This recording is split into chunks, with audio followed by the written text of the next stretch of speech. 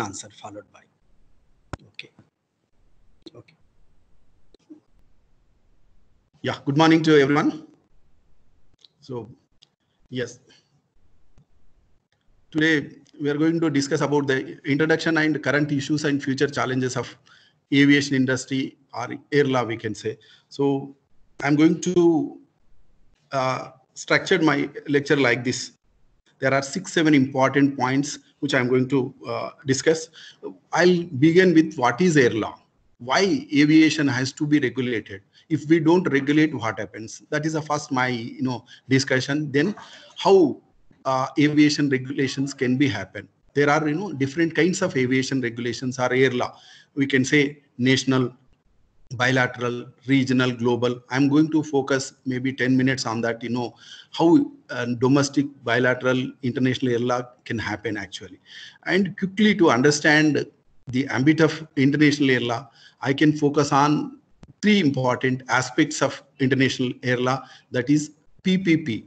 Today we are more known, PPP means public private partnership, but that is not the PPP. I'm going to talk about three important areas of international air law. Is public air law, which deals with the general and technical aspects of international civil aviation. Then second P deals with private air law, or it deals with the liability regime, what we call is Warsaw System on Aviation Liability. Third P deals with penal air law, that is air safety security. So this is what I'm going to look at, these three P's quickly. We can look at these important aspects of air law. Then I'm going to look at how these recent developments which are impacting aviation industry, particularly nowadays we are very much known globalization, liberalization, privatization, deregulation. Now we are talking about the re-regulation. Again, we are coming back to the square. So I'm going to look at what is the impact of globalization on aviation industry, how countries are taking up, and I'll focus more on Indian context. Lastly, how India is responding to the global developments in civil aviation, what kind of legislative and policy changes we made in India to incorporate the global developments. And one more challenge today aviation industry is facing in the international context is WTO GATS and air transport. So WTO is going to pose challenge to the ICAO. So how this dichotomy, whether ICAO should be the regulatory body, last 75 years, the International Civil Aviation Organization is the body which is regulating civil aviation. But the recent, WTO GATS, there is an agreement called General Agreement on Trade in Services. Some of the air transport services part of that. So how are we going to look at, ICAO versus WTO GATS? That I will just touch on that. Then last part I mentioned I'll focus on India, how Indian regulatory regime from 1947 to 1953, that is after independence to nationalization, that's called, we have a nationalization of Air Corporation Act. And then from 1953 to 1994, under nationalization era, what kind of problems Indian aviation industry faced, then I'm going to focus more on the recent one, post liberalization or after 1994. So then I will also touch upon last, what kind of opportunities we have, whether it's a business opportunities or education opportunities in India, particularly when compared to other countries. This is going to be the scheme of my lecture. So I'll begin with what is air law. Today we are talking about the introduction to air law, current issues and future challenges. If you ask me what is air law, simple understanding, body of rules governing the use of airspace. Friends, you know that airspace is different from outer space. Airspace, of course, there are a lot of theories where airspace ends, outer space begins, and this kind of discussion is happening for last 60 years in the COPUS committee, that is Committee on Peaceful Uses of Outer Space. I'm not going to touch, but what we can understand is air law, up to the flights can fly, that is what we call AirJo. So that's why I said body of rules governing the use of airspace. So that's we are going to look at. We have a Chicago regime. But before that, actually, why aviation regulations are air law? If you look at, friends, last year statistics, if you look at in 2019, global airlines carried 4 billion passengers last year, not this year, last year. And if you look at very interesting statistics, I'm giving you 2019 statistics. Every day, 1,20,000 flights depart, carrying about 12 million passengers per day, along with 18 billion worth of trade. But it is not possible, it can't be possible without aviation law, without aviation regulation. That is why we need regulation, or why aviation industry has to be regulated. This is the contribution, whether economically or otherwise also, the global aviation industry is giving us. Global air transport sector also gives a lot of employability, particularly if you look at, again, 2019 statistics, it says 65.5 million jobs and 2.7 trillion global economy. It contributed, 2.7 trillion global economic activity. All these things happening because we have a very well structured regulatory body, that is ICAO. ICAO is part of the Chicago Convention. I'll discuss later. But this body, which is responsible for global aviation regulations, that's why I'm just mentioning. If you look at more on statistics, maybe one slide, I just give some important statistics to understand the importance of aviation industry. Aviation industry having 1,303 airlines global. Today we have 1,303 airlines flying 31,717 aircraft on 45,091 routes between 3,759 airports, managing the global airspace across the countries. Today, ICAO has 193 member countries. This body regulates all these things, part of the all countries. With an open free trade, I'm talking about future. What is going to be I gave statistics of last year, but what is the statistics which whether ICAO or IATA predicts about aviation industry is, if you look at, very fascinating. It says because of with open free trade approach, the growth of air transport will support some 97.88 million jobs. I am repeating again, 97.88 million jobs, 5.7 trillion economic activity in the year 2036. It means next 15 years, this is going to be the contribution of aviation industry to the global economy and also job prospects. Last, why again we required law? Friends, at any given time, there are 10,000 flights fly on the sky. Every flight follows same rules, that is rules laid down by ICAO. That is what we required air law. This is what the future growth of air law, why we required. Of course, if we convince that aviation regulations are imperative, then what do you mean by regulation? Okay, what is air law? I told again for your just information, body of rules governing the use of airspace. I use air law or aviation regulation interchangeably. So aviation regulations, if you look at what is a regulation, why aviation industry has to be regulated. Regulations in general, authoritative directions to bring about and maintain order in society. That is the importance of regulation. Regulations can be any industry, okay, whether it's the aviation industry or environment or trade. Regulations are imperative in society in different aspects.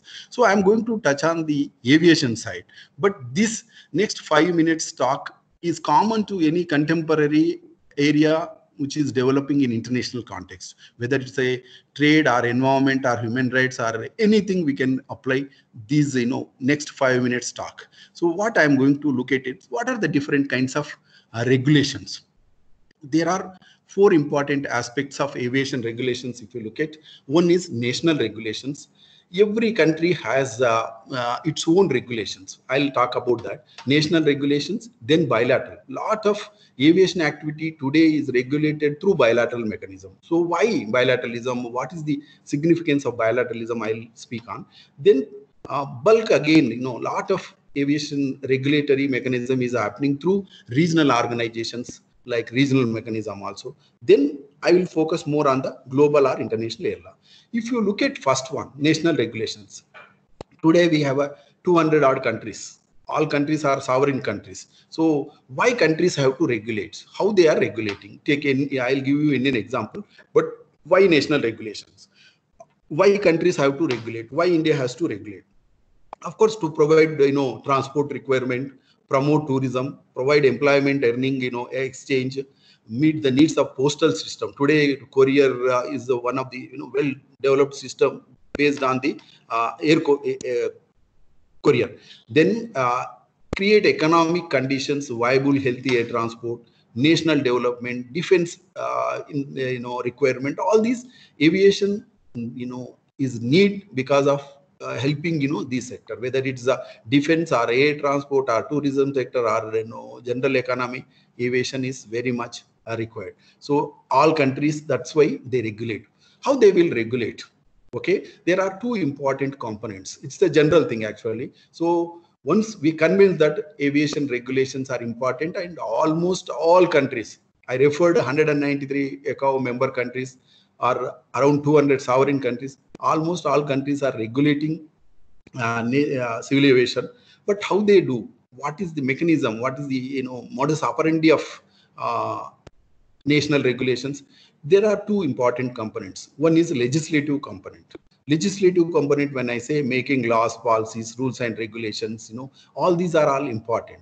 So if you take India, do we have any air laws or air acts? Yes, we have. We have around 15 important domestic legislations, start from Aircraft Act 1934, aircraft rules, then public health rules 1954, Carriage by Air Act 1972. Of course, we have changed that 2009. Then we have Air Corporation Act 1995, Airports Authority of India Act, AERA Act, and so on. So legislative component, when I say yes, every country has their own legislations. If you take example of India, India has around 15 important legislations which regulate the aviation industry.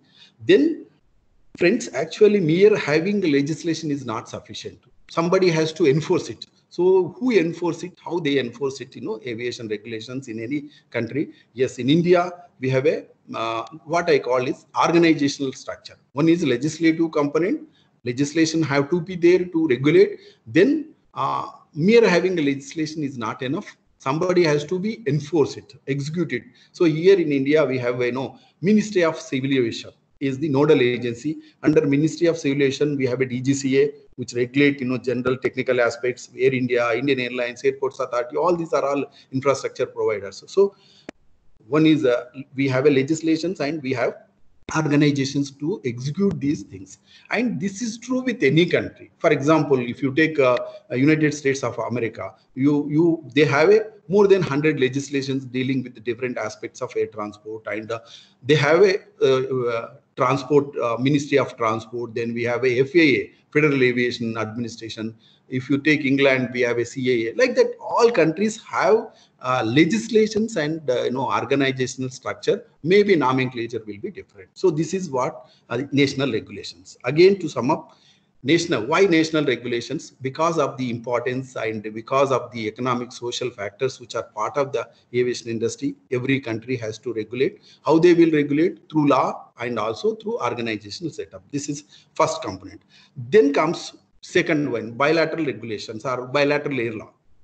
Friends, bilateral, name itself says agreement between two countries. So what is the distinction between bilateral agreements and multilateral agreements or multilateral treaties? Bilateralism is based on the principle of quid pro quo or equality. If I extend this, you have to extend. So equality is the underlying principle in bilateral mechanism. So you may ask question, why bilateralism? You have a Chicago Convention, ICAO, all these international treaty regime. But what is the need for bilateral? Friends, actually, the multilateral system failed when it comes economic aspects of aviation industry. That's why we need bilateral mechanism. So I'm, again trying to explain why bilateralism. One is failures of the multilateral system. Particularly when I say failures of the multilateral system, Chicago Convention, I'll discuss after a few minutes, but Chicago Convention is good. It is the charter for aviation activities. But when it comes, economic front, it failed. That's why alternate to that, they have developed, bilateral system. That's why I said the failures of the multilateral system. Other reason, I can cite many reasons, but I'll give you one or two examples. Why bilateralism is Article 1 of the Chicago Convention. Article 1 of the Chicago Convention says contracting states have a complete and exclusive sovereignty over the airspace above their territory. This is the principle. This is the entire aviation law is based on this principle. Countries have unlimited sovereignty. So if other countries have to cross, they have to have a bilateral agreements. That's why I said Article 1 of the Chicago Convention. Friends, if you look at it, new developments are happening in the bilateral, particularly I said globalization, liberalization, deregulation, all these are all impacting the not only multilateral treaties but also bilateral agreements. So bilateral agreements, particularly we have a model bilateral based on Bermuda. Bermuda one happened between USA and UK in 1946, then Bermuda two in 1977. Today we have several bilateral agreements, open sky bilateral agreements. Lot of new developments are happening, and why I mention is bulk of the economic aspects of civil aviation is regulated through bilateral mechanism. That's why bilateral regulations or bilateral law is very much part of the aviation law. So this is one national bilateral. Then comes regional aviation or regional regulation or regional air law. If you look at, though regionalism started in aviation in 1920s, but later on in 1930s and 40s, regionalism was more identified with the security related things. After post Second World War world, lot of regional organizations like NATO, CETO, CENTO, Warsaw Pact, all these regional organizations developed to security aspects. But today, friends, the regionalism is synonymous for trade commerce. Today, a lot of new international regional organizations like NAFTA, SAFTA, OECD, all these organizations are there.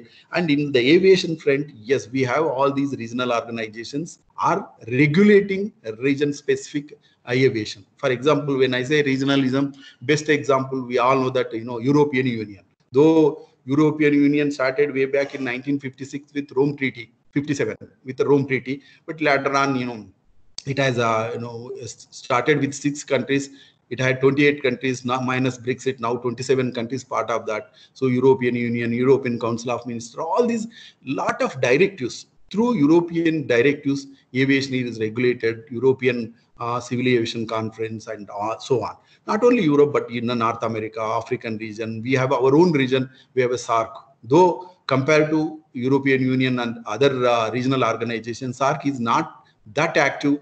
We all know that because of political and other reasons. But however, there are lots of efforts are happening to have a SAARC aviation connectivity and like that. So this is regionalism in general, and particularly regionalism to European context and Indian subcontinent. So this is the regionalism, regional organization. But however, our focus will be on the international air law. Air law means it is international law, international air law, or global air law. So again, what is international air law? I already defined, I mentioned you, body of rules governing the use of airspace. What for these, body of rules? How, it's going to benefit the aviation, general public, nations of the world. So if you don't have a regulation law, aviation industry sustenance is itself a big question mark. That's why we have a body of, rules which are practiced by many states, almost all parts of the globe. If I say 200 odd states, almost 193 states are part of the ICAO Chicago Convention. So this is international air law. So where from this international air law comes? What are the sources of international air law? Briefly I touch. Sources of international air law means sources of. Friends, we should not forget that international air law is a branch of international law, subset of international law, a small component of international law. So one has to understand in broad context of international law. Then international law has many branches. One important branch is air law. So if I talk about the source of international air law, then I have to go back to the source of international law. Source of international law we can find in Article 38 of Article 38 Statute of the ICJ. Article 38 enumerated primary, secondary sources are formal, informal sources. Like we have Article 38 says there are 5 important sources: international treaties, international customary practices, general principles of law recognized by states. Subject to Article 59 of the Statute of ICJ, judicial decisions and juristic works are subsidiary means to determine international law. So these are all source of international law. But since I said international air law is part of international law, then most of those sources part of international air law. If you look at first source in multilateral convention, international treaties, yes, we have a very many international treaties which regulate, which are source of international air law. But one important distinction between Article 38 to when we compare aviation, bilateral agreements are very much part of this. It is not with Article 38. Then we have a contracts between states, airline companies. All these are all part of the sources of international air law. So Article 38 plus we have a few extra sources also when we discuss international air law. So this is sources of international air law. So of course, I have a limited time. I have to discuss maybe in 1 hour. I have to talk about the air law. So I thought I'll give you very in a quick. I will give you overview of international aviation regulations or air law. That's why I said in the introductory part, understanding 3 Ps. If you ask me, sir, you teach, or of course I am not teaching, you are all learned people, but I am I have to discuss very in 1 hour. So my approach to understand air law is like this. I said 3 Ps: public air law, private air law, penal air law. Okay. When I say public air, this is a whole sum of international or air law particularly. So what is this first P deals with? That is, that deals with public air law, deals with the Chicago regime. Chicago regime. Why I'm using the word regime? Regime is a broad word. We can, Chicago regime consists of Chicago Convention as well as other conventions dealing with the general and technical aspects of civil aviation. That's why I called first P public air law or Chicago regime, broad word. So Chicago regime, including the Chicago Convention. I'll focus more, Chicago Convention, how ICAO is dealing with the various aspects. That is the first P. Of course, I am going to focus. Second P is on, I mentioned you, Warsaw system. Second P is private air law. This is public air law. Second one is private air law, or what we call Warsaw system on aviation liability. So again, Warsaw regime. I call it the regime. Why I call this regime is Warsaw system consisting of the Warsaw Convention 1929 and other conventions and protocols dealing with the liability. So that's why I called Warsaw system. We have a Warsaw Convention 29, Hague Protocol 1955, then other protocols and Montreal Convention. All these comes under second PR, private air law or liability regime. So I am going to maybe dwell upon 10 minutes on that. Then the third component, which is part of again third P, is penal air law. When I say penal air law, it's a criminal air law. So it deals with 2 important aspects, that is safety, air safety and security. What is air safety? What is aviation security? Safety and security are same or different? What is the significance of air safety, security in aviation industry? I'll just deal with that. So we'll begin with first PR, public air law or Chicago regime. But before talking about the Chicago regime, just I would like to talk about the philosophy of air law. Okay, when I say philosophy of air law or concept of air law, we know that air law is based on the state sovereignty. Okay, concept of state sovereignty in airspace is very important. That was provided in one Latin maxim, what we call Cusa est salem est esque ad coelum. What do it means? It means who owns the lands owns the sky. This is the philosophy. This is the underlying. If you ask me what is the philosophy or core principle in air law, this is who owns the land owns the sky. That is important. And how this principle, this was earlier it was a customary principle. How this principle was actually converted into a conventional principle or conventional treaty principle, I'll explain. Initially, when I say customary principle, friends, it is not that air law because Wright brothers invented aircraft in 1903. We can definitely, that is a landmark thing. But before that, there were certain activities which we can correlate to the air law or aviation regulations. Particularly, if you look at in the early times, the question arose over the rights of balloons to cross national borders. Balloons, safety relating to balloons. Balloon can cross other countries' borders. If they cross, what kind of regulations we can have? These kind of discussions were there earlier, before the invention of aircraft. For example, regulations were also there. Paris police regulations on balloons, 1783. That the first piece of aviation regulation we can correlate is the Paris Police regulations way back in 1783, and then later on, of course, conferences of 1899, 1907. All these, we can take some examples, some similar activities. That's it. Balloons, kites, those experiments, experiences, how they helped in the developing present era. That's why I referred these things, particularly a conventions. They talked about, warfare relating to those. A convention 1899, 1907 also prohibited discharging the projectiles. That time, friends, there was no air law. So aviation happened only in 1903, but similar activities. It prohibited discharge of projectiles and explosives from the balloons. So that was that. To do that, they have a regulation. So these are all we can take an example of how previous instances helped in developing the present era. That was the idea. Then of course, in the similar time, late 18th and early 19th century, if you look at before invention of aircraft, so there were scholars who propounded lot of theories. Okay, if cross-border balloons happen, cross-border aeroplane happens, how we can regulate? So these are all opinions by jurists. To sum up, there are 4 important theories in air law. What we call, these are all free air theory. If you look at free air theory, this is always supported by US-led group. So free air is free, anybody can fly anywhere, don't put any restriction. That is the arguments put forwarded by the US-led group, in making international air law. Of course, that's why I call free air theory. Second is complete sovereignty theory. That is what I said, Cusa Est Solum, or who owns the land, who owns the sky. This is the theory which is supported by British, UK-led group actually.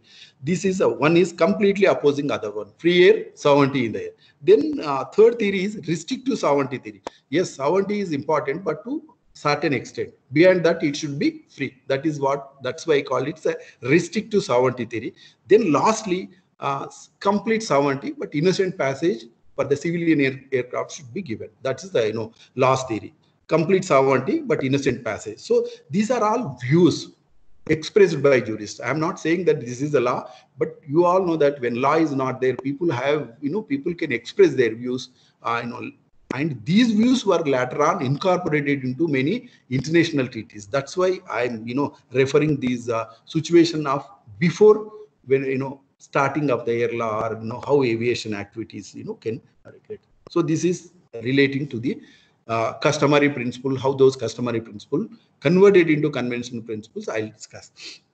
Then, of course, international conventions. I'm talking about the first P, that is public air law, Chicago regime. So when I'm going to talk about Chicago Convention more, focused, I have to discuss about the background. So what was the law regulating, civil aviation before Chicago Convention, or international conventions before Chicago Convention?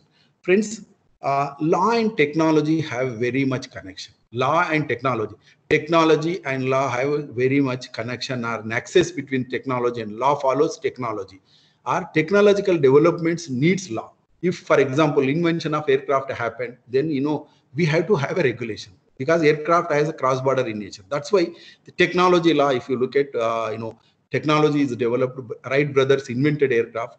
In the same year, in less than 1 month, international community thought that we should come out with a regulation. That's why in 1903 itself, few European countries, it's a very early stage, few European countries talked about the future aviation related cross-border issues. Actually, that's what is this conference focused, discussed threat posed by the cross-border balloons, and to consider international aspect of flights, all these things, showing the earlier experiences they started. Today we have a aircraft, but before that, this kind of similar activities carried out by balloons and kites. So how to regulate this? That kind of idea was generated in 1903 conference, immediately after the invention of aircraft. But the real, actually, important milestone, I can say, Paris Convention 1910. 21 states participated. They discussed about the state sovereignty in airspace, prohibition of flights across states, all those kinds of things. I'm just trying to give you very 2 minutes how evolution of international air law or air law. So Paris Convention, 21 states participated, discussed about the sovereignty, flight prohibition of flights, all those. But friends, the real beginning of international air law, I can say that started only after the First World War. That's what we call Paris Convention, 1919. The full name of this convention, what we call Paris Convention for Regulation of Aerial Navigation, 1919. In short, we call Paris Convention 1919. 38 states participated, discussed. This time, they have seen the experience of World War I. Use and misuse of aircraft for constructive, for good, bad, all these things. They have learned experience of from 1914 to 18, and then after that, how to regulate. This aircraft has dual character. It can be used for good, it can be used for other things. So keeping in view of the First World War experience, this Paris Convention, 38 states discussed use and misuse of the World War I. Here again, they laid down the concept of state sovereignty in the airspace. Issues like nationality, airworthiness of aircraft, safety, licenses of personnel, all these important issues based on the World War experience they discussed. And this is what I call first systematic international aviation treaty was started with the Paris Convention 1919. However, you all know that again, Second World War happened, and the Paris Convention, whatever they laid down was not applied, and it was not successful, I can say. So before I talk about late 20s, if you look at here, the regional and private airline conventions also happened. Ibero-American Convention of 26, then Havana Convention, Warsaw Convention, all these late 20s, there were some international conventions also happened. But the real important challenge for the aviation industry posed by the Second World War. Again, Second World War, we know that from 1939 to 1944, aircraft was more used and misused here, and thousands of flights were used for war and other related things. So based on again failures of the Paris Convention 1919 led to think about creating a international treaty which can regulate post World War aviation. That was the idea before the Chicago Conference. To keep in that in mind, the Chicago Conference was held in 1944. 52 states participated, debated, discussed, almost 37 days, more than 500 people, 52 states, all those. I'm not going to discuss entire this thing, but what was the outcome of the Chicago Conference? Why I'm talking about Chicago Conference is, friends, today Chicago Convention is part of the Chicago Conference, which is the law. I'm using the word. The moment when we say air law means it is the Chicago Convention. So I will give you background of the Chicago Convention and conference. So if you look at the Chicago Conference, the outcome, I'm coming to the state point. What was the outcome of these deliberations of 52 states, for more than 500 people and 37 days discussion is the following. There are 6 important aspects of aviation regulations discussed, the outcome. One is the interim agreement on international civil aviation. You all know that interim agreement will work till the main convention come into force. From 1945 to 1947, this interim agreement worked with having a provisional international organization, all those things. But it was only time being, only stopgap arrangement. So on 4th April 1947, the Chicago Convention came into force. The relevance of interim agreement gone. So that is the interim agreement only for 2 years.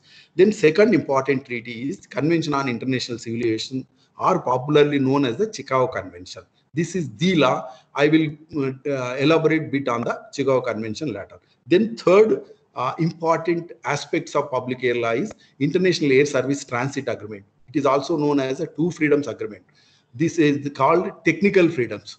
Fly across the territory without landing, that's called first freedom.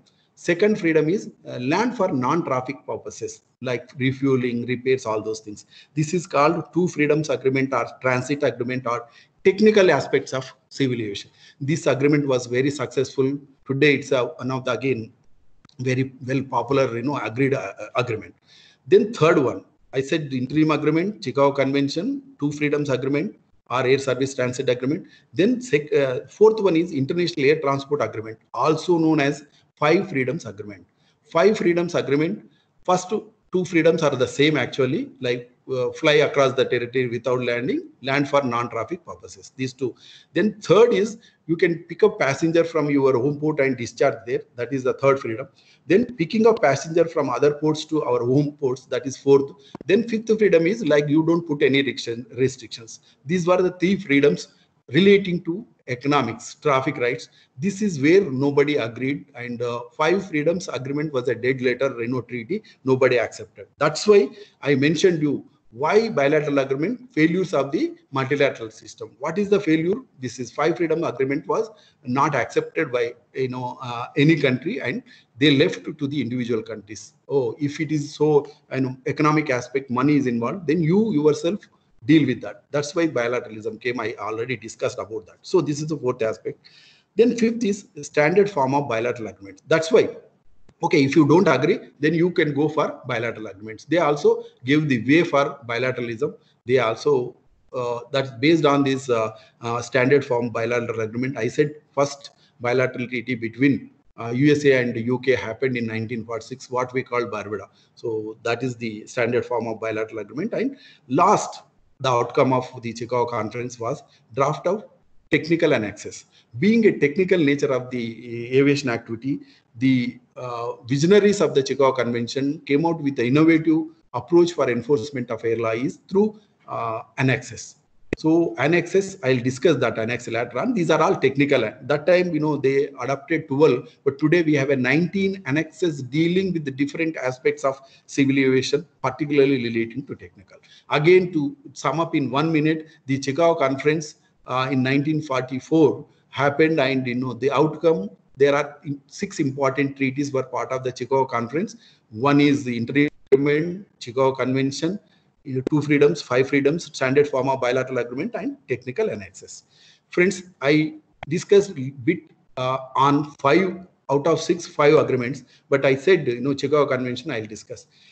Yes, little elaboration. I'm not going to deal again Chicago Convention in elaboration. I have a limited time, but I'll give you the gist of the Chicago Convention, because today air law means the Chicago Convention. So this Chicago Convention has been divided into 4 parts, 22 chapters and 96 articles. Each article is very much relevant to present context. That's why I'm telling. But how to understand quickly, I will just brief in 2-3 minutes. I think you have to bear with me, because when we discussed parts, articles, it's a little boring thing, but I'll try to make you interesting. So yes, in sum up, yes, 4 parts, 4 parts, 22 chapters, 96 articles, I said. First part, air navigation, deals with the air navigation from article 1 to 42, covering 6 chapters. I'll just elaborate, this. So particularly if you look at this first part, talked about general principle and application of the convention. We know that, state sovereignty. I referred earlier also, Chicago Convention or earlier Paris Convention began with Article 1, that is, contracting states have a complete and exclusive sovereignty over the airspace above their territory. This is the principle which is part of the first part. Not only they talked about sovereignty, but territory. What is the territory? Is it only land? Not only land, but it also extends to the sea, like territorial waters, and then we have a state aircraft, civil aircraft. Those kinds of things they discussed part 1, chapter 1.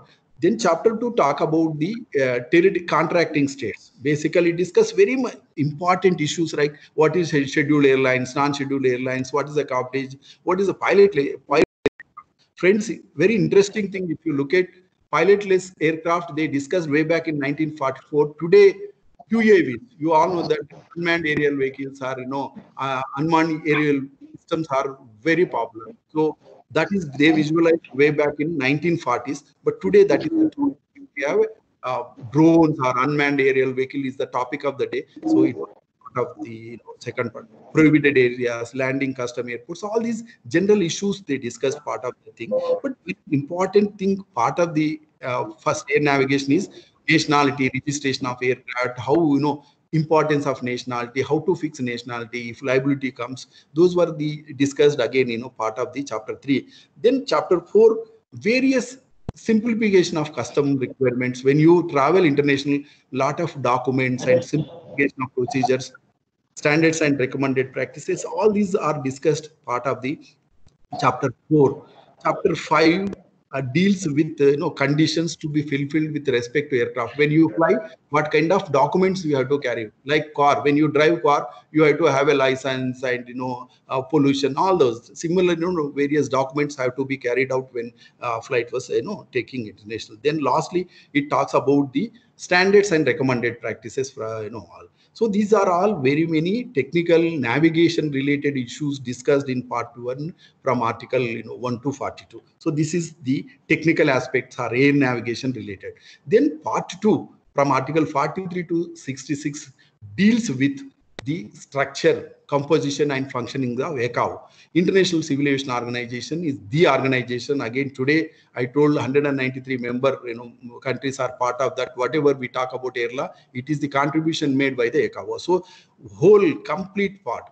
ICAO is part of the ipso facto part of the Chicago Convention. If countries are party to the ICAO, they are party to the Chicago Convention also. So all these, ICAO, here they discuss about ICAO has been responsible for establishing guidelines, standards for navigation aids, technical rules for landing areas, aircraft certification, licensing of pilots, everything part of the ICAO. But interesting thing I can discuss, I haven't discussed in detail any article, but one important article which gives the visionary statement of the Chicago Convention or ICAO, that is Article 44. Article 44, though we talked about Chicago Convention way back in 1940s, but we are in 2020. I can tell you all these objectives set forth in Article 44 are very much relevant today. For example, very quick, I know time is running, but I'll just give you an idea that what kind of objectives it set, how far those objectives are relevant even after 75 years of the adoption of this convention. I'm going to look at, friends. It says ensure safe and orderly growth of international civil aviation, encourage the art of aircraft design. We are talking about R&D, aircraft design and operation for peaceful purposes, encourage the development of airways, airports. Today we talk about the PPP. Again, other PPP is public private partnership airports. So today, privatization of airports, all these things they visualized way back in 40s. It says meet the needs of the world for safe, regular, efficient, and economical air transport. 4 words have tons of meaning actually. Safe aviation means these 4 important things: safe, regular, efficient, and economical air transport. Prevent economic waste caused by unreasonable competition. We are talking about the deregulation, competition, globalization today, but they visualize this unreasonable competition, and they cautioned countries that prevent economic waste caused by unreasonable competition way back in 40s and promote flight safety. All these things are provided and they are now very much relevant. That's why I just give 2 minutes overview of the part 2, particularly how these objectives are enforced. Execution, yes, it also set up various organizational structure, assembly consisting all members, then council, 36 members are part of that. Then we have air navigation bureaus, air transport bureau, legal bureau, all these other agencies part of the ICAO. They take care of the day-to-day air law and the execution of air law. So this is second part. I'm again, first part, various issues, technical issues relating to air navigation from article 41 to 42. Then second part, execution from 43 to 66, discuss about the structure functioning of the ICAO and various other organizations.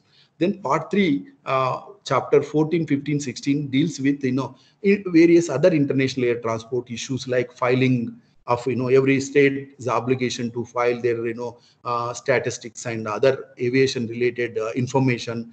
Then it deals with other air navigation facilities, including designation of air routes, airports, financing. All these other international air transport related issues are discussed here, including joint operation. These are all other issues pertaining to international air transport provided in part 3. But for fourth, in generally all we are teachers are here, we all know that part 4 are final provisions of any treaty. Normally routine things like when it come into force, what is the authenticity of languages, what is the ratification procedure, amendment, all those. Apart from that regular routine procedure, one important aspect is discussed here is that dispute settlement. final provisions from 80, Article 80 to 96 deals with this. So if you look at only one important apart from routine things is the disputes and defaults. From Article 84 to 88 discussed, the ECAO Council also has a quasi judicial power. So if any disputes comes, ECAO can settle ECAO Council. If countries are disputant parties are not happy, they can go to International Court of Justice. ECAO Council also has given wide spectrum of powers for other ADR mechanisms like arbitration, conciliation, all those things. These are some of the very important issues discussed, and adoption of and access, all these routine things discussed in part 4. This is all I'm going to just mention about you the first part, that is air navigation, Chicago Convention, part 1, part 2, part 3, part 4, all these 96 articles. Though I know in 5-10 minutes I can't justify, but I was trying to give you an idea what it contains. Then second P, if you look at, I said we'll quickly go to second P, that is liability, Warsaw System on liability, or Warsaw regime on liability. I mentioned you friends when I say why I am using the word regime, including other related treaties and protocols. That's why I use the Warsaw System on and aviation liability, or Warsaw System on aviation. When I say Warsaw System on aviation liability, Warsaw System consisting of the Warsaw Convention 1929, the Hague Protocol of 1955, the Guadalajara Supplementary Convention of 1961, Guatemala City Protocol of 1971, Montreal Protocols. There are 4 protocols in 1975, converting francs into SDRs. That is the Montreal Protocols of 1975. We have an inter-carrier agreement by IATA. Then we have a last one, Montreal Convention of 1999. That is the latest one relating to the liability. I will quickly talk about the Warsaw System, maybe 5-10 minutes. Okay, what is a Warsaw System? What is the background of Warsaw System or liability system? Why? In 20s, commercial aviation started. After First World War, air power, I mentioned you, air power was witnessed by global community for both constructive and destructive purposes. We have seen what is air power. So, then sovereignty concept relating to air also part of the World War, and the limitation of liability. All these issues are very important when we talk about the liability things. Our risk, when we fly, there are risks. How to mitigate that risk? How to reduce that? If something goes behind that, how to fix liability. That is the whole purpose of this liability system. That's why it says the twin objectives of the entire Warsaw System is to create and limit the liability of the carriers. To create and limit liability. If you don't limit the liability, unlimited liability, with one incident, airlines may go bankruptcy. That's why they have to have some limitation. That's why the Warsaw System is trying to create and limit the liability of the carriers. And then second is define and establish uniform rules arising out of international transport.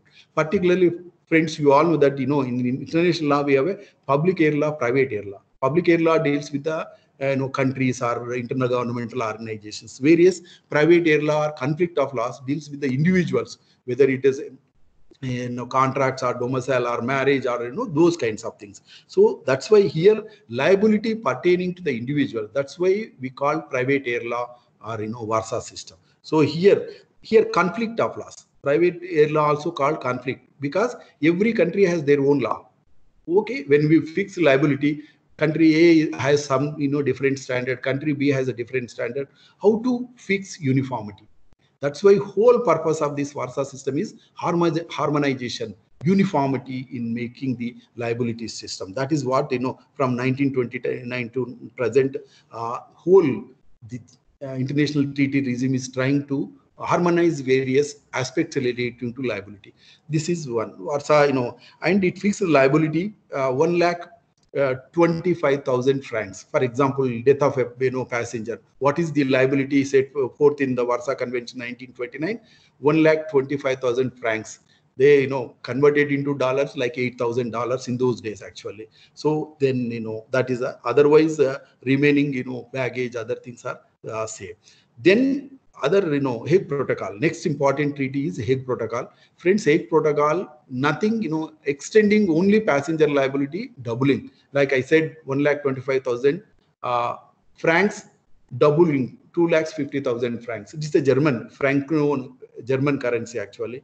So around 16,000. So the second important protocol, the protocol is supplementary to the main convention. We have a Warsaw Convention 1929, but after some developments, the need arose that we should increase the liability. That's why the new, I don't call it a treaty, it's a protocol. Protocol is supplementary to the main treaty, which doubles the liability of the passenger death. Then we have a so-called Montreal Agreement of 1966. I will just quickly give idea what is so-called Montreal Agreement. Why it is so-called? It is not a proper treaty. The whole liability system, there are divergent views between the developed and developing countries. Always developed countries led by United States insisted that the existing liability regime is too less compared to their standard of lives and other things. And many times United States threatened that I want to withdraw from the liability system because it is very peanuts are inadequate. So it did in 50s and early 60s also. And in 1965, actually it threatened that I want to withdraw from that. So from the Warsaw system, because it's too like $16,000 around is nothing for my citizens or standard of living. To pacify, to appease, to convince the America, international community came out with Montreal Agreement of 1960s. That's why used so-called, because it is not applicable to other states. Only this agreement will applicable to the airlines which fly the airspace of the United States. So here they fixed $1 lakh dollars actually, but it has a limitations. But I mentioned this is enhancing the liability only pertaining to the US content. That's why I used the so-called agreement. Then 4 Montreal protocols. These 4 Montreal protocols are nothing but converting francs into SDRs. SDR, special drawing right, is a currency used by IMF. But earlier, this franc, was a German-based currency. It created a lot of problems. That's why all these protocols just conversion. They didn't enhance liability, but making francs into SDRs. For example, if you look at this protocol 1,25,000 francs converted into 88,300 SDR. SDR also like equivalent to dollars. Then similarly, second protocol 16,600 SDRs. Okay. Then additional protocol talks about the establishment of 1 lakh SDRs. So enhancing the liability or conversion. Then finally, because this is story so far, I told US is not happy with the liability regime. It time and again it threatened I want to withdraw from the thing. To pacify that, countries started some international arrangements, but permanently it not resolved the issue. Then finally in Montreal Convention of 1999, if you look at in May 1990, following a decade of discussion about the achieving new comprehensive intergovernmental regime, ICAO convened diplomatic conference, and more than 100 states participated. They debated and they came out with one important convention, what we call Montreal Convention of 1999. That is the law today. And of course, friends, India also joined Montreal Convention. We have also incorporated. Actually, we made changes in our Carriage by Liability Act, 1972, incorporating the Montreal provisions. According to that, today we have 1,000 SDR, 1 lakh SDRs is the now liability is fixed. So that's why enhancing liability part of the Montreal system. Not only that, but I will just refer 1 minute about the liability under Montreal is carriers will not be liable for damage arising. Article 17 talk about 1 lakh SDRs if death or death of a passenger has happened.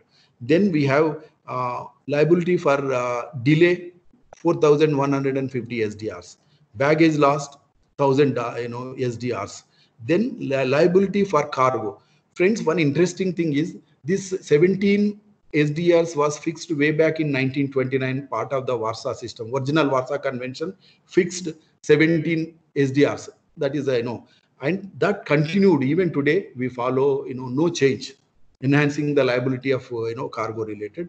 They just changed 17 SDRs. This is today the law or updated law relating to liability. And of course there are numerous new developments which were now incorporated part of the Montreal Convention 1919, including advance payment system, then inclusion of fifth jurisdiction. This is the great contribution made by the Montreal Convention. Is earlier 4 jurisdiction like domicile based on the liability based on the domicile of the carrier or principal place of business or where he or she has bought tickets or passenger destination.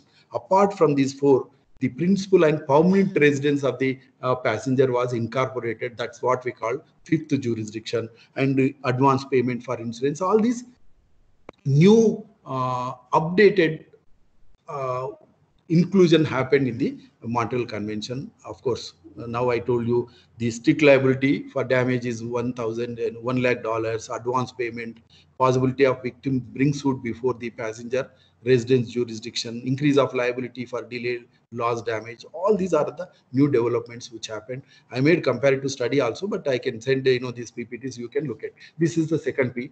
Then first, public air law or Chicago regime we discussed. Second, private air law or Warsaw system.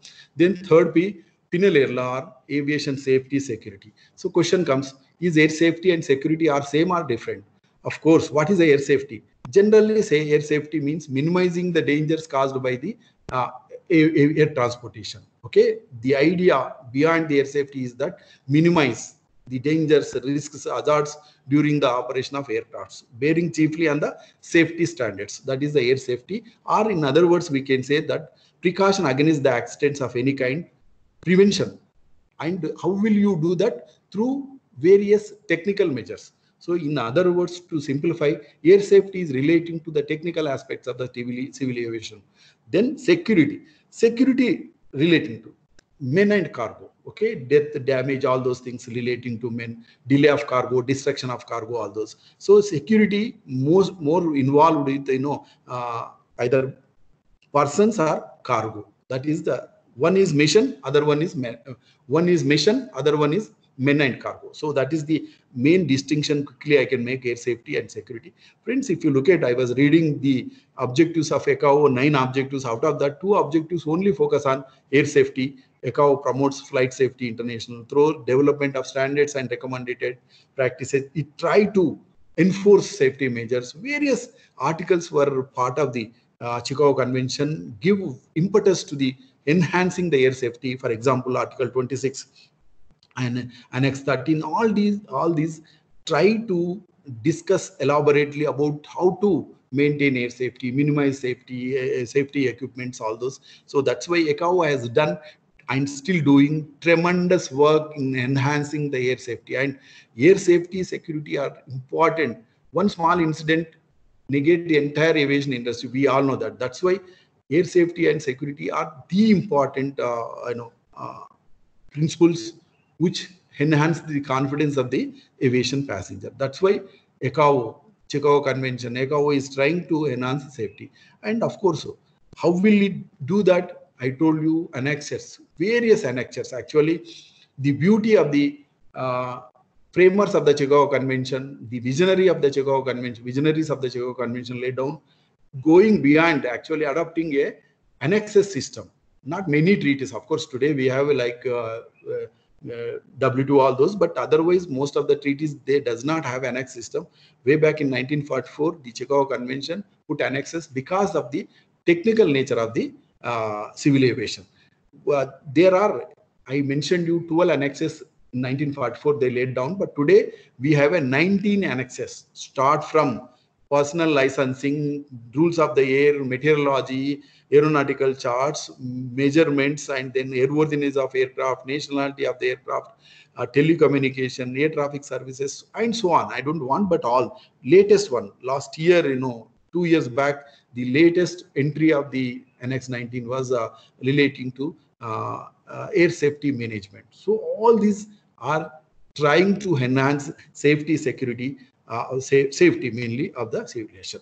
One important duty, whether you talk about safety or security, general air law, it is the duty of the states to implement. We all know that. That's why Chicago Convention mandates under Article 12 of the Chicago Convention, it says responsibility of every member state to keep its own regulations uniform to the greatest possible extent. Please underline the word to the greatest possible extent, with standards and recommended practices promulgated by the ICAO. So it is the duty of the countries to maintain uniformity in enhancing the air safety. Article 37 also states obligation to collaborate with other countries. All these are part of the Chicago Convention ICAO to enhance air safety. When it comes to security, we have unlawful interference, sabotage, and then we have very many incidents happen last 30, 40 years in the civil aviation industry. Then to overcome that, actually, International Civil Aviation Organization came out with many international treaties to regulate the security aspect. I told what is the security relating to passenger and also cargo related things. So today, aviation security, if we have broadly, there are 5-6 important international conventions deal with the different aspects of aviation security. What we call is Tokyo Convention 1963, Hague Convention 1970, Montreal Convention 1971. Then we have a Montreal Protocol supplementary to the Montreal Convention dealing with the security, particularly in the airports. Then we have Plastic Explosives Convention of 1991, Beijing Convention and Beijing Protocol of 2010. All these conventions, treaties discussed about the enhancing the security related things, and we as a member country, India for example is a member, and India is incorporating all these international treaty provisions. For example, I mentioned you Tokyo Convention, A Convention, then we have a Montreal Convention, Montreal Protocol, Plastic Explosive Convention, all India also implementing through, we have having our own enabling legislations. For example, I can give Tokyo Convention Act 1975 to implement Tokyo Convention. Then we have Anti-Hijacking Act 1982. Then Unlawful Interference Against the Safety of Civil Aviation enacted in 1982 to implement the Montreal Convention. Then we have a latest one, Anti-Hijacking Act 2016, including we incorporated the Beijing Convention and Beijing Protocol. So this is a updated thing on the security related things, I can say. So safety, security, part of the ICAO general system, though I have very basic idea I'm giving. These normally we teach, we discuss. This is one semester 60 hours class I'm making in 60 minutes. So you can understand my difficulty, but still I'm I'll try to give you the essence, the sum up of these things. So this is what I have done so far under 3 P's: public air law, Chicago regime, Chicago Convention, then 2 freedoms, 5 freedoms, then technical standards, all those, then Warsaw System, Warsaw Convention 29, Hague Protocol, Montreal, all those, then safety, various annexes of the Chicago Convention, security, Tokyo, Hague, Montreal, and other conventions dealing with the aviation. All these are all good, and we have done all the air law, understanding public air law, private air law, penal air law. But the question comes, I can't leave you without discussing about the recent developments. Particularly when I say recent developments, globalization, liberalization, deregulation, all these things happening. General and the aviation industry is no exceptions for these things. Though globalization in the aviation industry started way back in 1970s, late 70s, started in the United States. Actually, passing the Deregulation Act of 1978 is the birth for liberalization of aviation industry. And of course, they call deregulation. In the United States, language, they call deregulation. In the European context, they call liberalization. European Union, of course, I mentioned you through very many directives. European Union, all those 27, 28 countries also liberalized their aviation industry through various directives, through Council of Ministers, European Parliament, all those part of the things. Though, of course, this liberalization process is percolating to almost all the continents and almost all the countries. Maybe I can say the degree of difference is there, but I don't think any country was escaped from the liberalization process. Though degree of difference, some countries are very aggressive in nature incorporating those things, some countries are no, but every country is affected. So if that is the case, I will straight away go to India. For example, if you look at India, how India is implementing those globalization, or what is the status of aviation industry in India. Of course, before I talk about India, there is a lot of statistics, studies by ICAO, by IATA, by Airport Council International state that Asia Pacific region is going to be the leader in next 21st century or this century. So friends, you all know that, it is a truism saying that 19th century was belongs to Europe, 20th century was belongs to America, 21st century is Asian century. When I refer Asian century, it is the it's the India and China or Asian countries, and true India. So though our Prime Minister sometimes refer that 21st century is Indian century. Of course, there are. I am not, but yet, as a student of aviation law, I can tell you that definitely it is going to be the countries like India and China, because why a 21st century when we talk about aviation is India is population. Most of the time we talk population is a liability, but population is asset when we talk about aviation industry. And all these IATA, I mentioned you, all these statistics says that India has a growth maybe 20%, double digit growth never happened in any country, like 4 to 5%. But here we are witnessing. Of course, friends, this is subject to correction of COVID. Okay, when I said 1,20,000 flights, any given moment, 10,000 flights flying, all those things, please, this last 3-4 months, don't take that, because a lot of airlines are now, shut down those things. But generally, I'm talking about. So here, coming back to that, countries like India, China has a lot of scope because of their population. If you look at the Indian population, today we have how much population? 1.3 billion or 1.4. I don't get 1% of the population comes from, like road, rail, transport to aviation industry. 1% means 1 crore. 135 crores, 1 crore, 3 lakhs or 3 lakhs, whatever, comes from that to this. We need 700 to 800 aircrafts. I'm not saying it's my statistics. I was part of the ICAO study. They predicted that, if 1% of the population comes from railroad to this, India needs 700 to 800 aircrafts. The existing airports are not going to cater. We need hundreds of airports.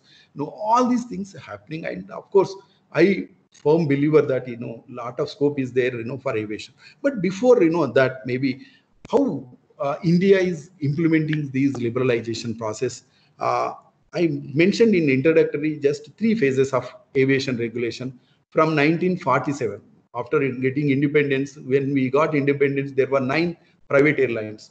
India having a private airlines, lot of issues were there. Soaring prices of, prices, aviation fuel, mounting salary bills, all these created, lot of problems. Then after independence, India thought that we should nationalize the aviation industry. That's why in 1953, all the existing airlines, 9 airlines, they converted into 2 airlines. One, Air India for international, and Indian Airlines for domestic. So that's that. From 1953 to 1994, if you look at, we were under nationalized era, or lots of problems again we faced. Is it that nationalization solved the aviation problems in India? No, it created lot of problems. Like it is a circle. Private airlines, then nationalization, again, then private airlines, then all these. So, but if you look at from 1953 to 1994, or 4 decades of aviation in India, lots of problems we encounter. This era witnessed excessive governmental interference, lack of strategic vision, cumbersome procedure, characterized by infamous red tape, delayed decision. All these again necessitated to think about the liberalizing aviation industry, and then of course in tune with the general economy also. Of course, when we talk about aviation, we should not look at aviation industry separate. We have to be part of the economic system in general. And you all know that 1991 liberalization process started in India, V.V. Narasimha Rao government. Before that, we used to have a mounting problems. Okay, India having a lot of balance of payment crisis, all those things. So to overcome, Indian economy was liberalized, and we took a lot of measures. For example, monopoly restricted trade practices was, that act was replaced, Competition Act, and so many developments. And this is true with the aviation. Why I'm referring is that all these are part and parcel of aviation industry. So general economy, liberalization of general economy also culminated part of the aviation. And so In 1980s, though in 1991 Indian economy was liberalized, but I can tell you the liberalization process in aviation industry started way back in 1986. First liberalization in Indian aviation industry started with the liberalizing cargo industry, 1986. Then, of course, in 90s, early 90s, passengers and a lot of private airlines. The root cause, the important landmark event relating to the liberalization process is again repealing the Air Corporation Act 1953. We repealed the Air Corporation Act 1953 and we have new legislation, Air Corporation Act 1994, which ended the monopoly of Air India and Indian Airlines, and then lot of private airlines. And today, more than 50% of the Indian passenger again now done by private airlines. So private again private participation is happening, ending the monopoly with the important legislation that is the Air Corporation Act 1994, repealed 1953 Act. When you look at issues in airport privatization today, I can tell you whole globe is eyeing on India when it comes to infrastructure development. I'm not saying that Western countries, but Western countries' problem is that they have aeroplanes, they have an airport, they have infrastructure, they have a less passenger to fly. But it is other way in India or China. India, we don't have airports, we don't have airlines to cater the growing middle class and all those things. So today privatization is happening all sector, whether it's airlines, I just now spoke, airports. If you look at we need to have new airports, develop the existing airports. Normally we call brownfield airports, greenfield airports, public-private partnership, all these things. Why I'm referring is that the legislations we enacted, we used to have a International Airport Authority of India Act, National Airport Authority of India Act. We culminated both, and then we came out with the Airports Authority of India Act 1994. And then we amended from time to time. In 2003, for private participation in the airports, we amended the Airports Authority of India Act. Then we came out with the Airport Infrastructure Policy 1997. Then we have recently Greenfield Airport Policy. All these things now we are incorporating in tune with the global developments to liberalize the aviation industry. And of course, when it comes airlines, we have FDI in aviation sector, mergers, acquisitions, amalgamations, all these issues are there. I'm not saying that, very fantasy picture in the aviation industry in India. There are problems, but still we have a potential. We have a potential about this aviation industry in India. Of course, one problem when I talk about the regime regulatory issues, so far, though potential is there, but why it not happened? Simple reason is that till 2016, India does not have had any comprehensive aviation policy. I used to make some, writings earlier, Indian aviation policy, one step forward, two steps backward like that. But today, of course, we have a, 2016 aviation policy, though covering major issues, but still the policy has to update in tune with the recent developments also. So that there are scope. For example, I just another 5 minutes is there. I want to end with positive note. What kind of scope is there, in India when we talk about aviation? I already told you that, aviation industry experience new era expansion, provided that COVID again, driven factors such as low cost carrier. Today, why, we talk about the growth is there, low cost carriers, modernization of airports, foreign direct investments are happening in the airline industry, cutting edge technologies, intervention in growing emphasize the regional connectivity. I mentioned you, though, SAR connectivity, all those. So today, friends, if you look at India is the 9th largest aviation market in the world, but very soon, another 2 to 3 years, this is the statistics, so that India is going to be the 3rd largest, aviation industry, keeping all these things. Why very optimistic about Indian, aviation growth, double digits I'm talking about is there are certain factors which I mentioned again for your reference. Potential due to large growing middle class population, rapid economic growth, highest disposable income, rising aspirations of the middle class, and overall potential level. All these are positive factors for the aviation growth. Then question comes, we have definitely two important things we have to give in. The aviation is very optimistic and there is a lot of scope in India, but even business, for example, today, new areas we have to look at. not only private participation in the airports or MRO sector. MRO is a one area where a lot of scope is there. I can tell you, though we have around 600 flights combined with private, public, all those, but unfortunately we don't have a MRO, maintenance, repair, overall. In India, flights go to Sri Lanka or Dubai or other countries. So that is the thing. Why I'm not talking about, but this is I'm talking about the scope for investments. MRO is one sector, Then now we talk about air ambulances, air charters. Then we have a new scope for other emerging areas. So there is a lot of scope for aviation business also. And particularly, I want to end with saying that how about they? You may ask question because sir is giving very positive, rosy picture. But if you look at the industry last 10 years, 15 years, what about Jet Airways? What about now our Kingfisher Airlines? You may ask why airlines are shutting down, loss making. Friends, yes, one is compared to other business, aviation business is having a very thin margin, long gestation period.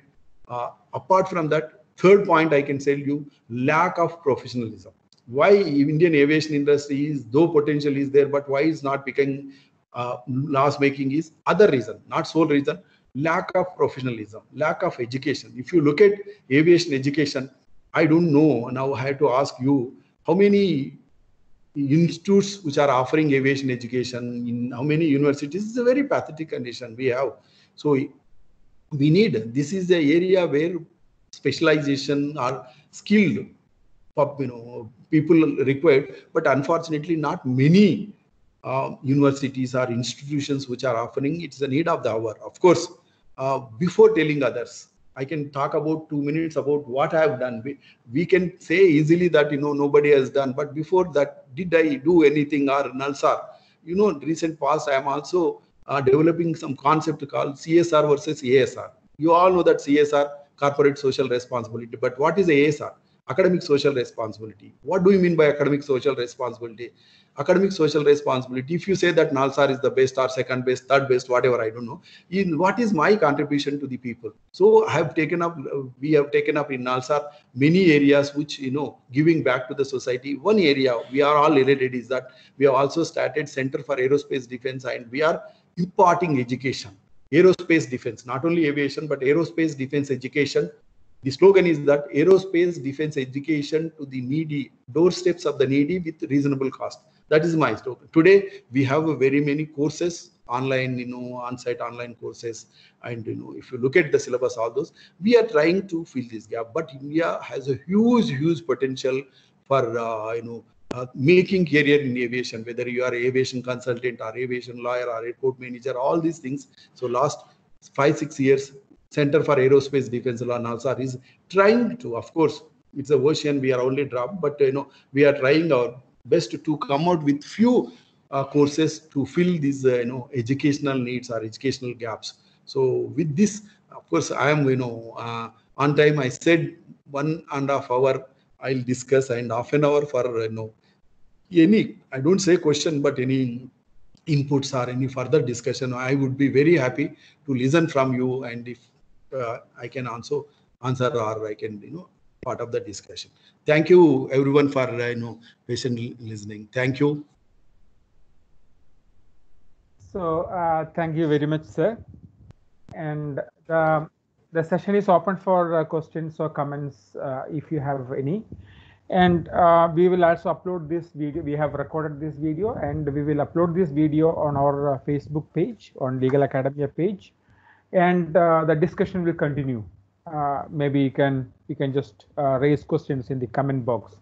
So I mean, this is open for questions and discussions. Thank you.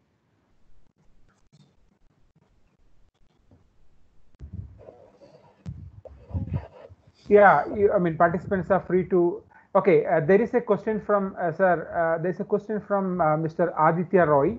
He's asking, what is the process for an individual to trigger the dispute settlement mechanism and enforce the liability under the Montreal Convention for the loss of baggage? Okay. since India is a party, I told you that we have also, earlier we used to have a Carriage by Air Act 1972. So after ratifying the Montreal Convention, we have updated our liability regime and we have incorporated the Montreal provisions. 1 lakh SDR means today the death for passenger is 1 lakh SDRs. I told you SDR is like a special drawing rights monetary unit of IMF. It is more or less equivalent to, I'm not saying exactly, but equivalent to maybe we can say dollar. So today 1 lakh SDR is the liability regime for the death of passenger. So that is the law. Of course, friends, the Mangalore air crash. Best example I can give is the Mangalore air crash case is decided by the this new legislation giving 1 lakh compensation, all those, since India is incorporated, we made legislation, that is 2009 liability Carriage by Air Act 2019, which incorporated these provisions. And today our courts, of course not many cases, but a Mangalore air crash, I can give you example, awarded the compensation based on the Montreal Convention 1990. Yes. Thank you so much, sir. And we have a we have a question from veteran wing commander, Mr. MJ Jayakumar. Okay. May I invite him to raise the question here, please? Wing Commander, Mr. Jayakumar. Yes, sir. Thank you very much. Professor, thank you very much for the opportunity, and it was a wonderful update on the global and national scenario on the aviation law. And my one, you can see as a request or a suggestion, sir. If the matter can be taken up with the appropriate agencies to make the aviation law as part of the engineering colleges, where aeronautical or any engineering for that matter, they are the base rock on which this aviation industry is based. So if it can be introduced to them at the college level, it will be of great significance. So that's my submission. And also maybe as already, since you are into the inroads of the defense headquarters level, also you interact there, also it can be introduced. This will thank you. Very nice suggestion, Jayakumar. It's aviation education when it comes India, though very limited extent. Like we have aircraft maintenance engineers or aeronautical engineers, except that we don't have many courses. And it is true they should also, like, law is imperative. There is a saying, you all know that, you are an experienced person.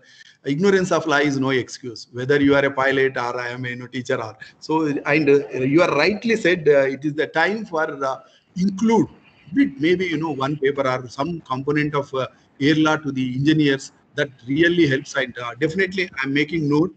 We'll take up to the appropriate forums. Thank you. Thank you very much, sir. Thank you, sir. Yeah, sir, Professor Reddy, may I request you to switch on your video? It would be nice if participants can. Yeah. Okay. We switch on video. Okay. They want to say. Okay. 1 minute, sir. I'll do that. Okay. Meanwhile. Yeah. Any more questions, please? Yeah. Mr. I have a question or a suggestion. If I can come in. Yeah. Please. Good afternoon. Myself, G.S. Bawa. Sir, Bawa sir, how are you? Yes, sir. How are you? I am first of all, I want to give a commendable to you. Your hats off to you. Continuously speaking on aviation. On aviation law is not easy, and you are full of knowledge, bubbling. Thank you very much. My video is not coming. There is some bandwidth issues. So I said better I speak without video.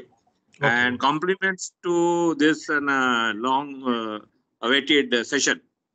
My one suggestion, advice, or perspective to the law, one need to look at it. First of all, why and how one needs the knowledge about the law. Why I will study law. I study law only if there is some business in that, or if without meat there is no price of anything. No, if there is a meat only, then people will buy. The bones, no one will buy, right? So first of all, we will have to see the people who will study law, what professions they are going into, what they will make use of. So we will have to ensure that our knowledge becomes remunerated to them. At present, what is happening? Whosoever joins the aviation, they think that after joining, I will study the law. That is a very peculiar situation. So we will have to now reverse the learning process, and also now the not because of Corona, but we have come to know because of Corona, there are a lot of modules which can be developed and kept in the capsule mode for anybody to study, to know at his own pace, at his own level, so that we switch to next level. Like no institution of yours is a very rich institution, and they got a lot of repository. But why I should waste my energy every time on ABCs? For the last so many years, we are still teaching the basic. The basic we should record and keep the capsule ready, and we should sell or we should give to anybody who wants, and then we should keep on progressing further. I give one example. Other day, I bought one course on photography. Okay. There are 8 modules of photography. I bought one module, and in one module there are 8 lessons, and there is a price for each lesson, and those are not available. The demos are available. If I want, I will buy and I will pay. The same way, I feel that university now should develop and evolve such modules so that we should keep on progressing. I am sorry for my lengthy explanation. A very excellent idea, Basab. You are right. Now we are in the technology, and instead of duplicating many things, again and again, I completely agree with you that, we should develop some models, open, that for anybody. And if any 4 hour, definitely I will do. And you yourself has done so much for the aviation industry. I completely agree with you, Basab.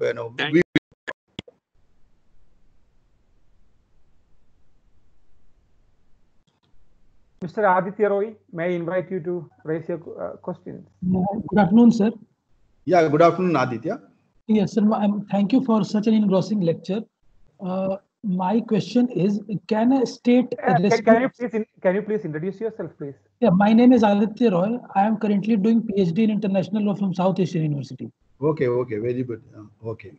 Yes. My question is, can a state restrict its airspace for international flights on the ground of national security? Yes, that is what, we should not. But in the recent Pakistan case you are referring, I got the point.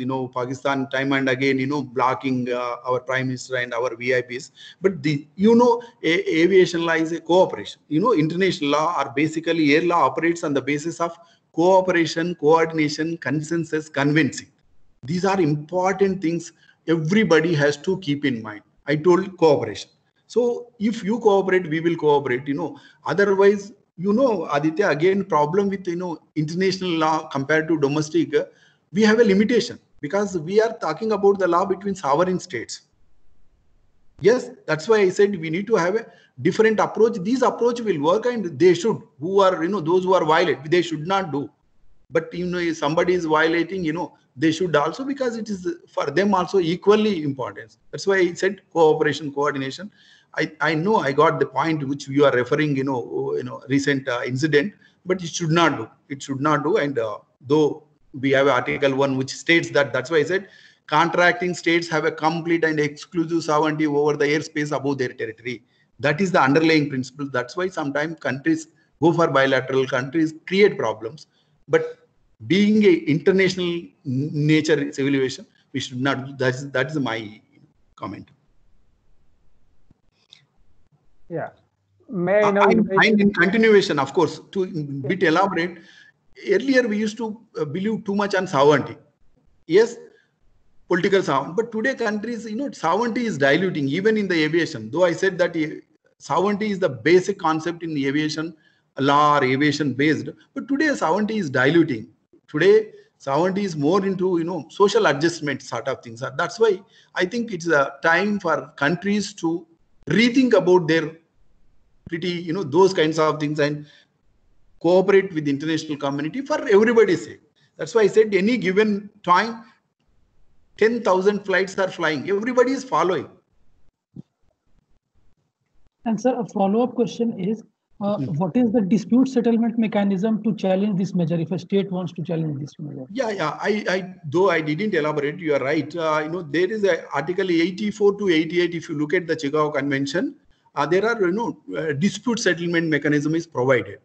Firstly, ECAO Council, quasi-judicial powers. ECAO Council has the quasi-judicial powers. If countries have a dispute, they can go and settle with the ECAO. Presume that countries are not, one party is not happy or countries are not happy, then they can go to the International Court of Justice, that is ICJ. Then second part of the dispute settlement, again Article 84 to 88 deals with arbitration and other ADR mechanism also.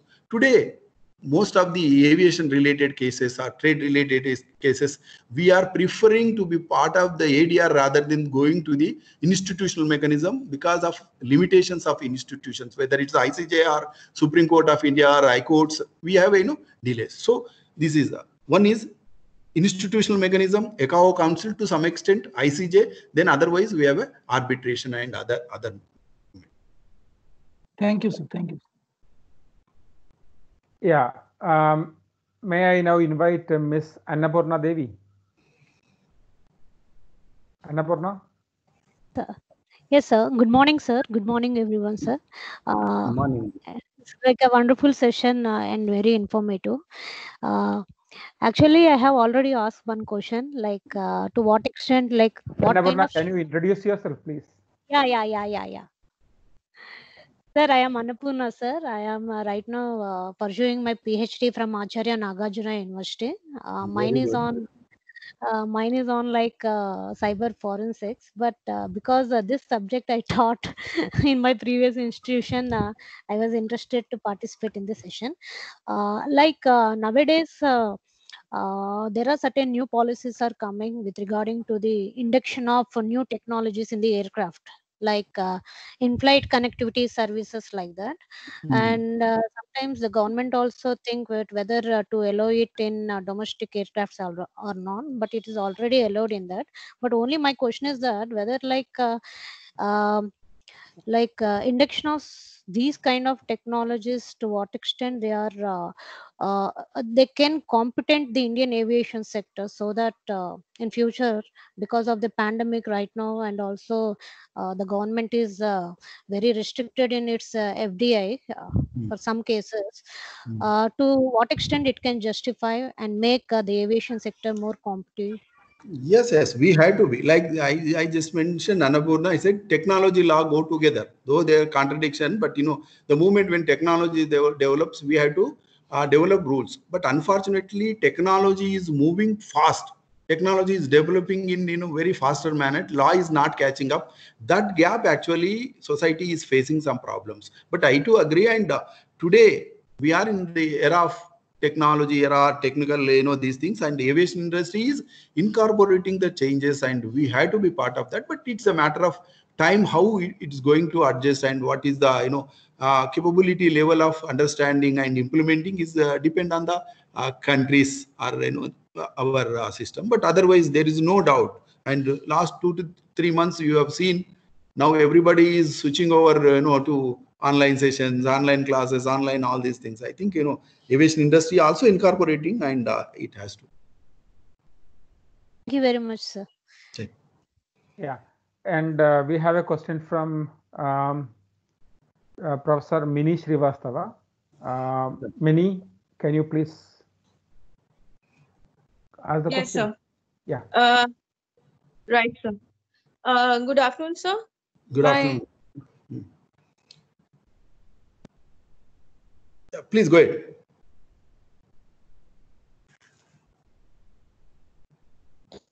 Yeah, can you hear me? Yeah, please.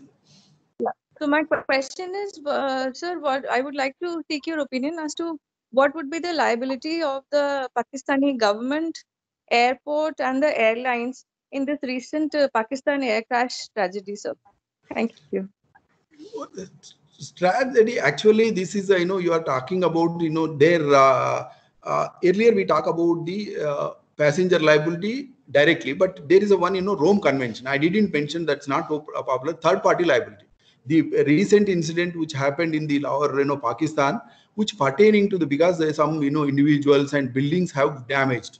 Okay, that relating to the third party, not the airport or, airlines or, this thing that. So we have a Rome Convention 1933 and 52, which deals with the third party liability. I don't know whether Pakistan is party to that, whether it has incorporated, I don't know, but there is a regime, separate regime, which deals with the third party liability like such incidents. Right, sir. Thank you. All right. Yeah, we have another question. That's from Wing Commander Jagan Mohan. May request him to raise the question here, please. Namaste, sir. Sir, I'm yes, Commander Jagan Mohan. I'm a student of Professor Reddy and no, sir, you are colleague of Professor Reddy. Malatham. Professor Vishnu, this for all of us. There have been tremendous developments in aviation, and these aviation developments have pushed each company to maximize their profits at some point or the other. The classical case has been the deep discussions that have been going on for the last 2 years about the Boeing 737 MAX enhancements, where the entire ecosystem that was going to use this aircraft has been kept blindsided, and the aircraft was released into commercial service. And where the system could not do anything much till we had 2 consecutive accidents which lost many lives. I'd like to have your views on what the system is doing to stop or prevent this kind of happening, sir. Of course, Commander Jagan Mohan is a difficult technical question, but normally countries, we have to be part of the international treaty regimes. Like India also incorporate these treaties as and when required. So these incidents which you are telling, it's a global society has to be part, and India should be also part that, and domestic implementation. What I was trying to convey earlier, my lecture was problem with the international. We talk about air law. We don't have a separate machinery. It is ultimately it is the countries which have to incorporate and which have to be enforceable. So now what we have to do is that all the member countries, it's a responsibility of the member states to implement air law, whatever, whether it's a technical side or navigational side or anything. So what my answer to you is, sir, I think it is a time for the countries to adapt and incorporate the provisions, implement the provisions through domestic implementation measures. That's what I don't know whether I conveyed or. Yes, sir. Thank you very much.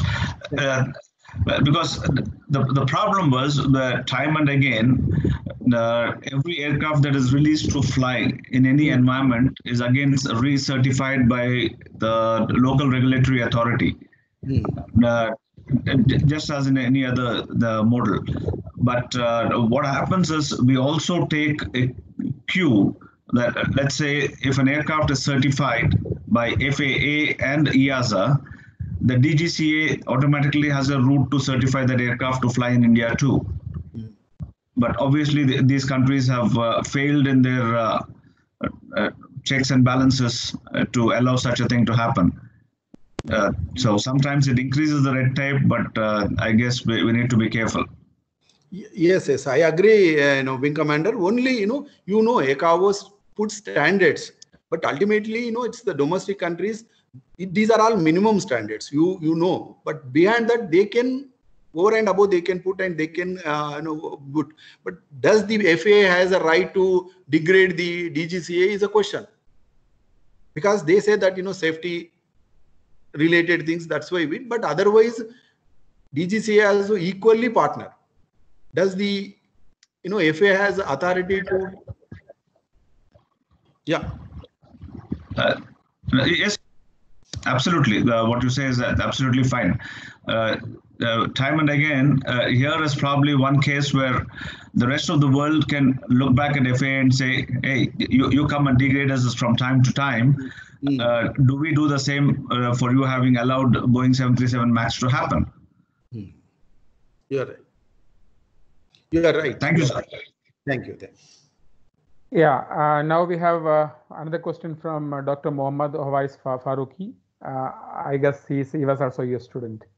My God. Okay. Lot of my students. Yeah. Dr. Faruqi, please. Yeah. Good afternoon, sir. Good afternoon. Good afternoon, Farooq. Yeah. Yeah, sir.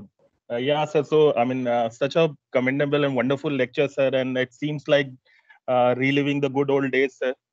So, thank you. I mean, Dr. Vishnu, for having Reddy sir here. So my question is very basic and the age-old issue which I think aviation law is facing, and I also face this issue in my research. That when it comes to, because you also did mention in your lecture the standards and recommended practices, that is SARPs. Yes. So when I was doing this, when I was doing the research, when I was dealing this particular topic of mine, I faced that what is the binding value of standards and recommended practices? Because I mean they are not at par with the provisions of the Chicago Convention. So we need to go and we always talk about that how these standards and recommended practices should be evolved, and the scholars should always talk about this. So how far they are effective, because each contracting parties to the Chicago Convention, I mean, if they want to, they can deviate from the provisions of the Chicago Convention under Article 37 or 38. But I want to know that what is the effectiveness of standards and recommended practices, or maybe the annexures. If you please, could enlighten me on this. Yeah, sure. One is, standards and standard set by the ICAO, recommended practices. In the nomenclature, it also shows. But the only thing is, countries have to adapt because of the technical nature. For example, if you don't adapt, you have to intimate to the ICAO Council within 60 days. They will intimate that X is not accepting that when you fly in that zones, you don't, comply with this. That is general. When it comes annexes, I told you this is chapter 6 of the Chicago Convention from Article 37 to 42 deals with the adoption, implementation of the standards and recommended practices. Yes, definitely. I told you that this is a unique contribution when we talk about the multilateral treaties done by the Chicago Convention because of technique. Dr. Faruqi, when amendment procedure is a cumbersome thing. If you put everything in the treaty, amending is a difficult procedure. That's why they put these are all related technical aspects as annexures, and simply every day lot of new developments happens. Only here is that they are recommended but recommendatory in nature, and they have to implement. If somebody is some X country out of 193 contracting states, if they are not implementing, their obligation to intimate to the global society or particularly ICAO is that I'm not part of that. Okay, you are voluntary. You are a sovereign country, whether you want to be party to X or not, it is a sovereign prerogative of the member countries. But ultimately, you have to inform, then others will take precautions that when they are flying here, they don't or they comply. I'm not saying, again, it's a recommendatory practices, but in practice, if you look at 99.99, I'm referring you again, countries are following this because it is a convenient for everybody. Though, strictly speaking, they are soft law, they are not in binding nature, but when it comes to implementation, and 99.9, I am using, most of the countries are accepting because it is a convenient for everybody. So that is the standards and recommended practices, their nature. Oh, thank you. Now we can take two more questions, and there are two people. First one is Mr. White Collar. I have no idea who it is. Okay. Mr. White Collar, if you can introduce yourself with your proper name, and please ask the question. Yeah.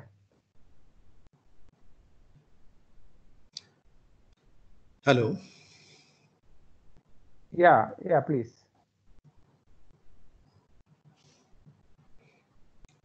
Yeah, we can hear. Please go on.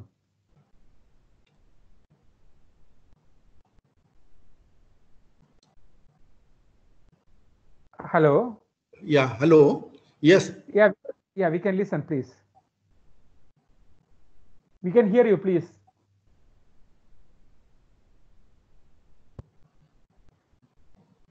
Mr. White Collar.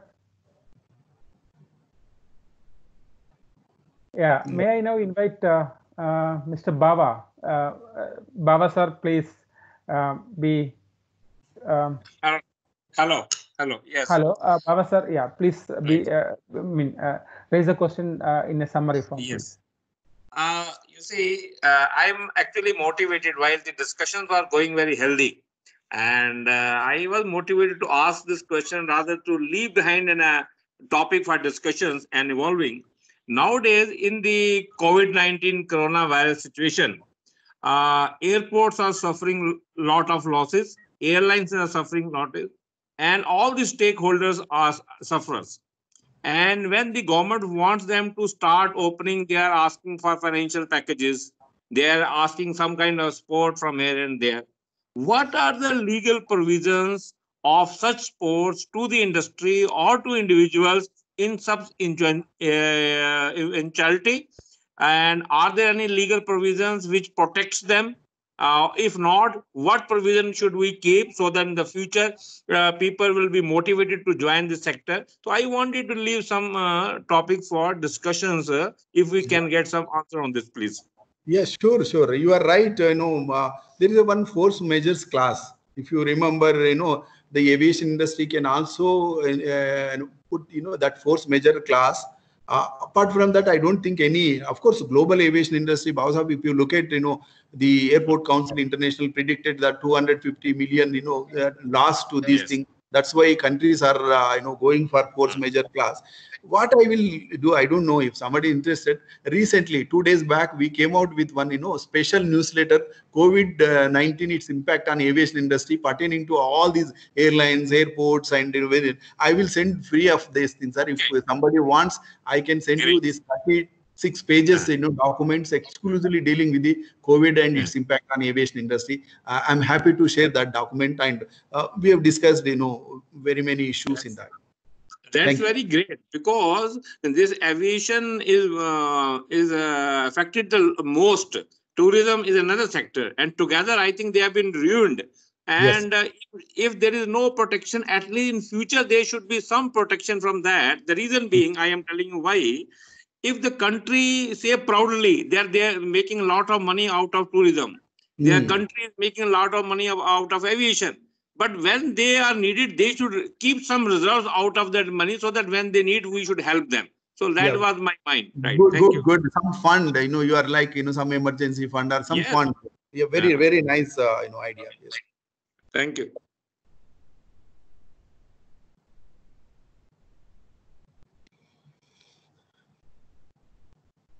Yes, Vishnu, I hope, we have done. Are still, any questions?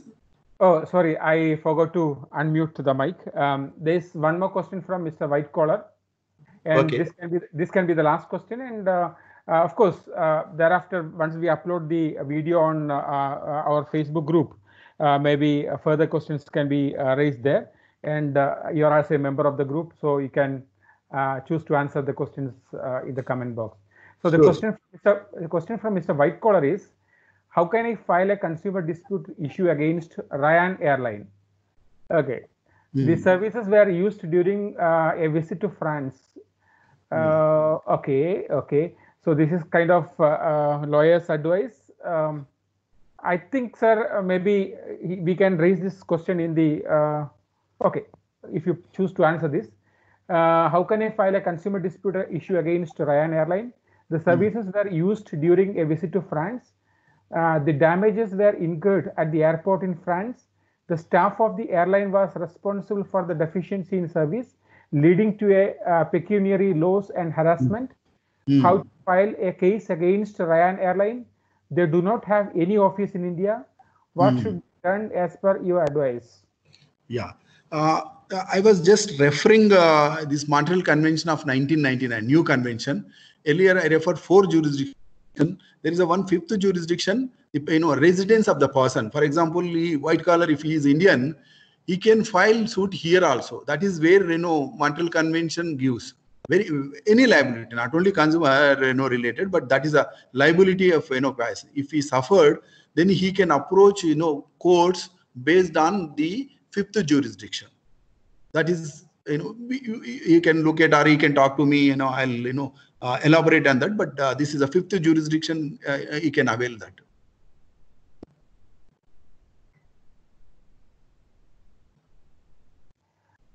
Thank you so much, sir. And rest of the questions can be raised, in the comment box of our Facebook group. I will upload the video maybe today evening or tomorrow. So may I invite now my colleague, Dr. Harishankar, Professor Harishankar from Cochin University of Science and Technology, to give the vote of thanks and to summarize today's discussion. Hari, please. Thank you, Professor Vishnu. It's a great privilege. I feel privileged to have been asked to express the vote of thanks on behalf of the entire Legal Academia group, the Facebook group. I don't know what to say. It was a very enriching, insightful discussion, and thank you so very much for your valuable time. You spoke continuously for about almost 2 hours, and on a topic which is not that widely taught in even in the law schools in India and abroad. So thank you once again, and as Professor Vishnu asked me to do, just to give a summary, you started with the thought on why the need for regulating aviation industry and the air and space law in India, and you went on to discuss different types of regulations, starting from the domestic regulations, bilateral, regional, and international context, and going forward, gave us some important insights on the contemporary developments happening in the area. And I particularly liked your last point and your disappointment on why the higher education sector in India is not taking up or not giving emphasis on the field, particularly Indian law schools, and also your coinage of the term academic social responsibility, which I think the Legal Academia group particularly should take it very seriously. And once again, thank you very much, Professor Reddy. And one last point of announcement to all the participants. We'll be here next Saturday again with another interesting topic by another expert on the field. And please keep an eye on this Legal Academia Facebook group. You can take this discussion forward, and Professor Reddy has kindly consented to respond to the questions, and we can take this academic discussion forward. Thank you once again to all the participants and to all interesting questions. Thanks again. Thank you everyone. Thank you, Vishnu. Thank you sir. everyone. Thank you, Hari. And thank you, everyone. Thank you, and best wishes to all. Thank you. Thank